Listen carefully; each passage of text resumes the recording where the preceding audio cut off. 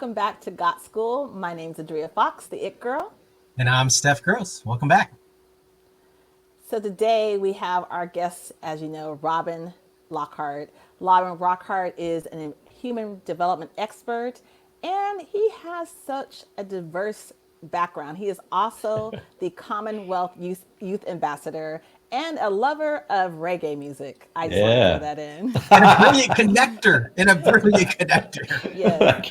Welcome back. We have a few more. Yeah. Oh, awesome. Yeah. We have some really deep questions that we got from our audience, and they're really interested in learning more about you.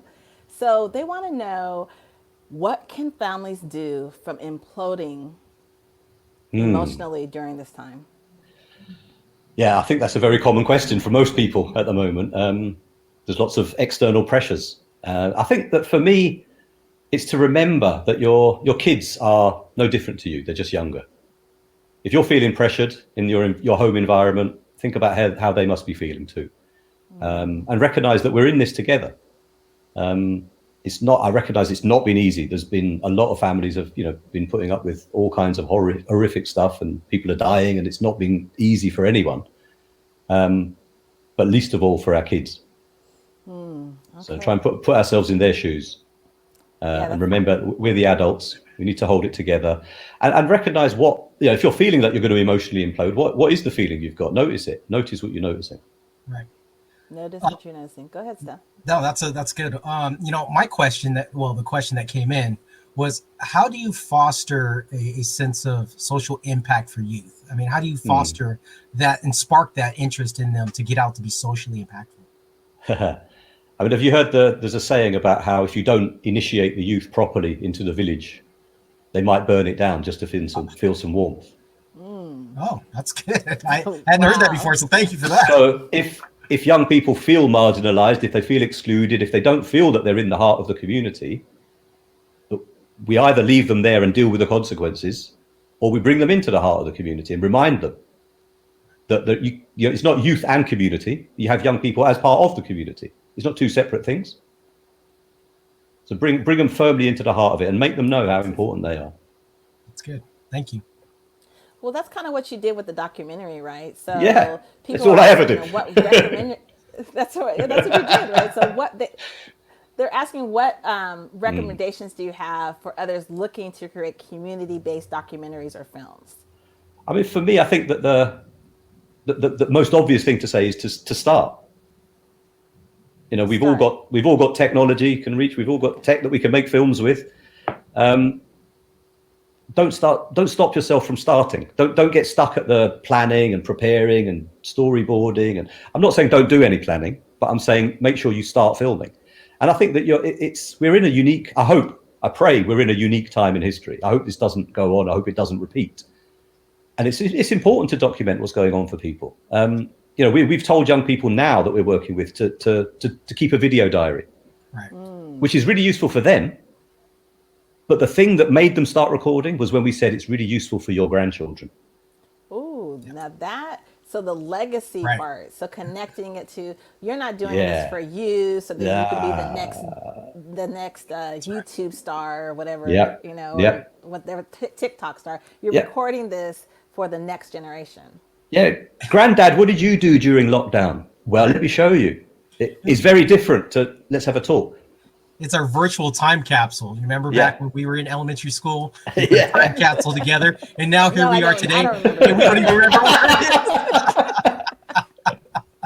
So a virtual time capsule for sure.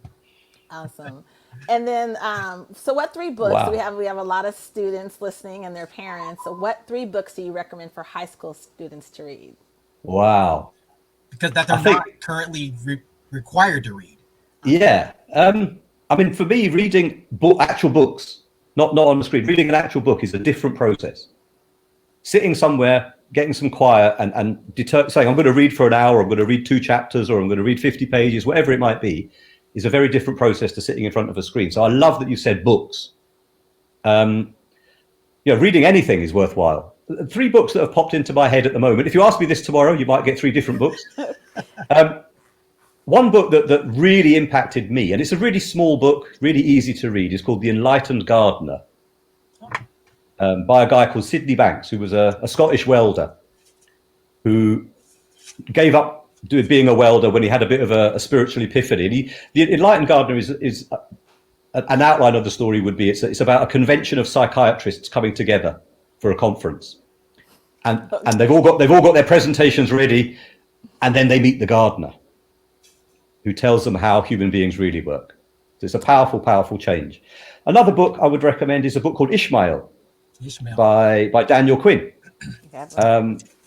It's this person reads an advert in a newspaper, something along the lines of human being wanted to change the world. Only serious people should apply. So he applies and basically is interviewed by a gorilla.